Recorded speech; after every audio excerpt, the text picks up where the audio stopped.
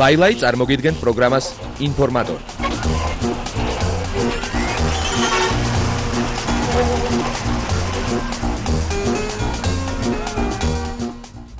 სამშვიდობის დადგა ინფორმატორის მეოთხე გამოშვების დროც. ეს კი იმას ნიშნავს, რომ გავიგებთ თუ რითი იყო საინტერესო გასული კვირა ქართული და უცხოური შოუ-ბიზნესისათვის. თქვენთან ერთად არის სალი და ლაილაი.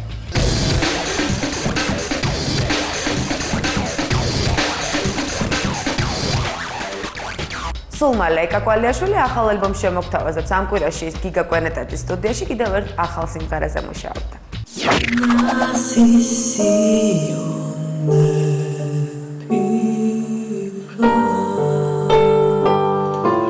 ეს ახალი სიმღერა, ამას არ ყავს ესეთი კომპოზიტორი, ეს ჩემი და გიგას შექმნილი სიმღერაა და ქონდა ერთი ჩხუბი სიმღერის შექმნის დროს, არა აქ ეს აკორდი, აქ არა, აქ ეს მოდი ეს მოძრაობა გავაკეთე, არა ეს მოძრაობა და რაღაცა ესე შეიქმნა, 10 წუთი არ დაჭირვებია.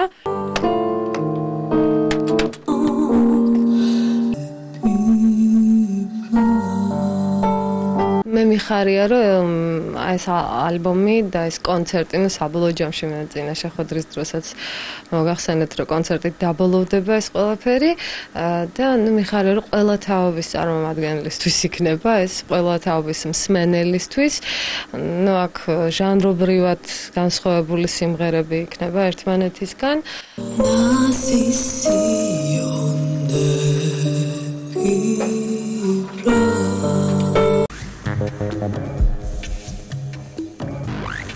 ამ კვირაში შერატონ მეტეხი პალაში ქართული ბოიბენდის ქუჩის ბიჭების წევრებმა ოფიციალურად წარადგინეს ჯგუფის ახალი წევრი პაატა ცეცხლაძე.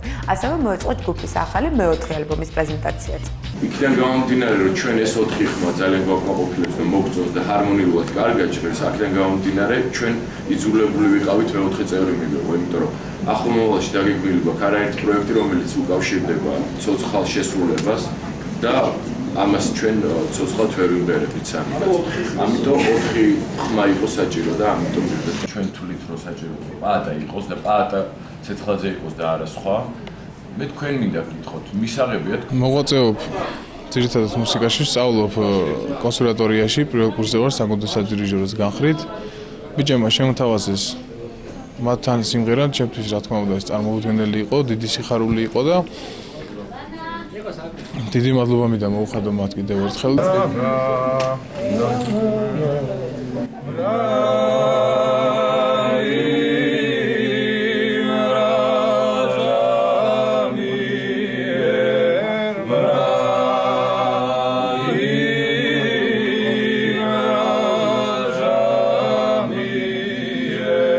პაატასთან ერთად უკვე ჩაწერილია დაახლოებით 3 სიმღერა. და აუცილებლად ვიდეო რგოლს გადავიღებთ პაატასთან ერთად და აუცილებლად პროექტები იქნება რაღაცები, რაც რითიც გამოვაჩენთ უკვე პაატას და პრეზენტაცია პაატასის სცენაზე ძალიან მალე იქნება.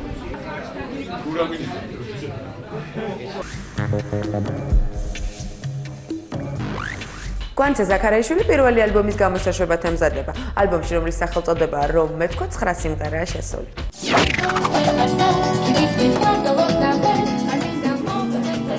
ეს არის ჩემი პირველი ალბომი, რომელიც გამოუშვა სტუდია თბილისმა. მინდა ვისარგებლო შემთხვევით და დიდი მადლობა გადაუხადო ამ სტუდიას. და სადავაპირებ თუ არა? სტილი? დიდი ნაწილი სიმღერების ჩაწერილია სტუდია ქართულ ჩანაწერებში, ამ სტუდიაში.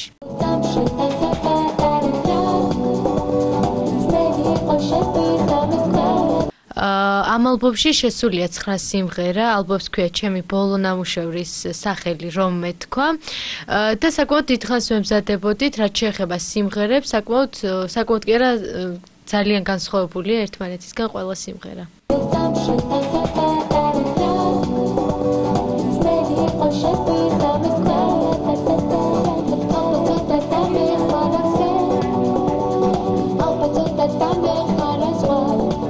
ზე ბევრად მეტი სიმღერა მაქვს, მაგრამ მე და ჩემმა პედაგოგმა მანანა მორჩილაძემ გადაწყვიტეთ ბოლო დროიდელი ნამუშევრები შეგვეტანა ამ ალბომში, ხოლო რაც შეეხება რეპერტუარს, წინა რეპერტუარს ვაპირებთ მის გადახალისებასაც.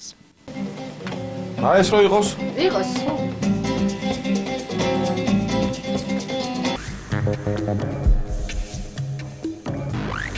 ამ კვირაში მარიონეტების თეატრში წიგნის კუთხე გაიხსნა და ბატონმა რეზო გაბრიაძემ საზოგადოებას თავისი ახალი კრებულიც გააცნო.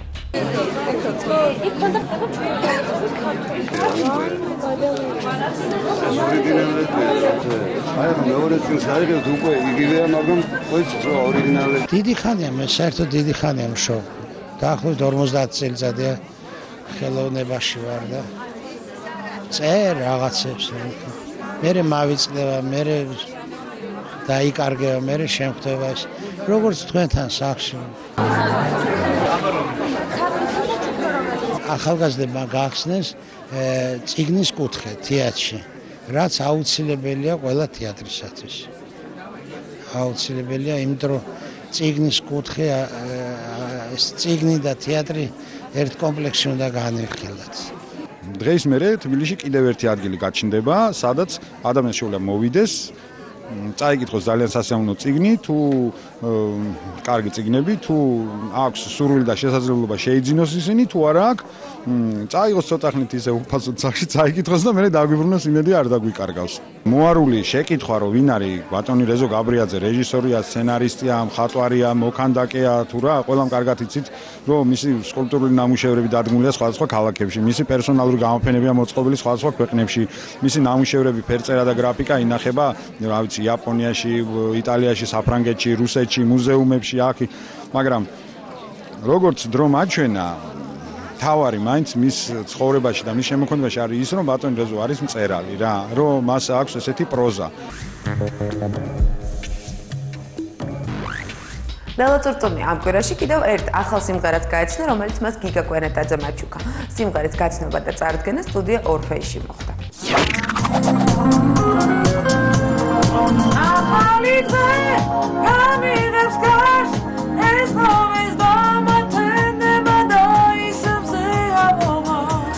ნელამაზი სიმღერა, შეიქმნა ეს სიმღერა. რამოდენიმე ვერსია გაკეთდა ამ სიმღერის. ეხლა ამჟამად არის უფრო რითმული, თუმცა ეხლა წერან საუბრობთ იმაზე, რომ მე ვფიქრობ, რომ ცოტა დრამატული სიმღერები უფრო მეტად მიხდება, ვიდრე ალბათ რითმული. მე ჩემს შემოქმედებას, ანუ ჩემს ახალ ნაწარმოებს ყველანაირად ვარტოფლელა წურწუმიოს. იქიდან გამომდინარე, რომ ეს არის პიროვნება, რომელსაც შეუძლია ყველაფერი გააკეთოს. სხვათა შორის ბოლო დროს არ მახსოვს უბრალოდ, მაგრამ ვიღაც პიროვნება ყველა ლამაზი ქალბატონი შენ სიმღერას წერის. და მე მიხარია, რომ ერთ-ერთი ლამაზი ქალბატონი ლელა წურწუმია მიემატა სიას. ეხლა მესამე ნაწილი რა ვიქნა?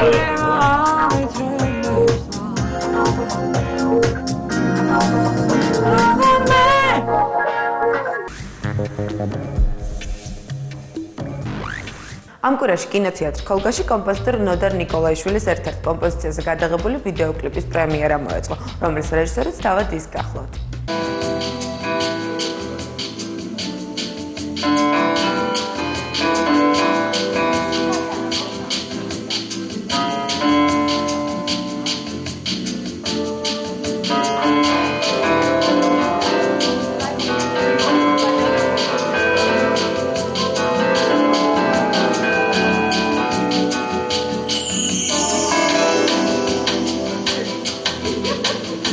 კლიპი არის დრო.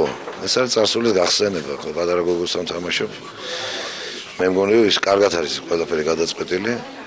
აი ეს დროში რომ შევდივართ ბოლოს საათში და იქ უკვე ცნობილი ალბათ რაზეა რა თვითონ კლიპი. ჩვენ ასე გადაწყვეტეთ, რომ ასე დაგვემთავრებინა.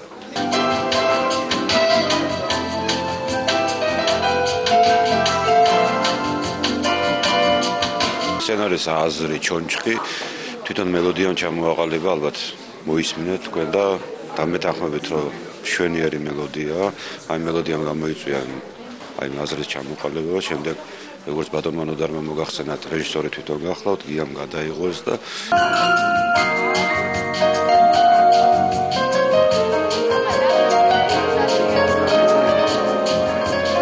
დამტანჯა ბატონმა ნოდარმა.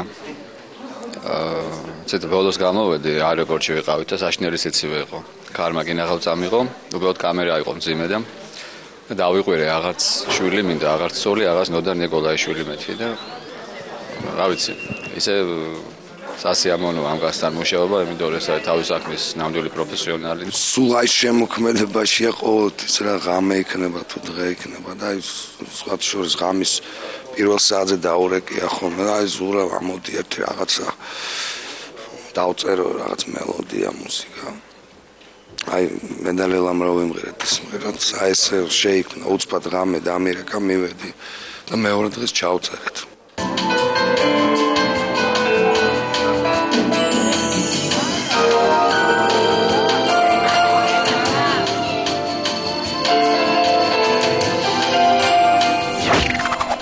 კიდევ ერთი სულ მალე ფილარმონიის დიდ საკონცერტო დარბაზში მოეწყობა ბატონ ნოდარ ნიკოლაიშვილის ბენეფისი მის 55 წლის იუბილესთან დაკავშირებით. ამ კვირაში სასტუმრო მარიოტში კიდევ ერთი გალერეა გაიხსნა სახელწოდებით ელიტარული გალერეა.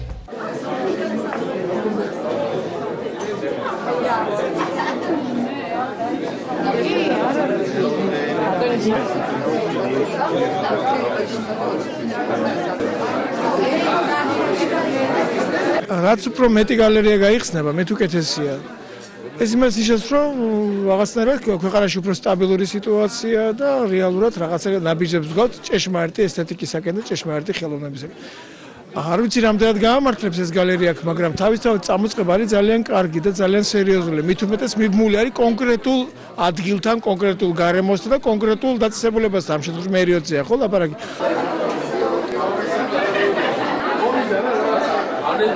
აქ იქნება წარმოდგენილი მრავალფეროვნად ჩვენი ქართული მხატვრობა და ექნება საზოგადოებას შეაფასოს და გაეცნოს თუნდაც ახალ ქმნილებებს და ახალ ტილოებს.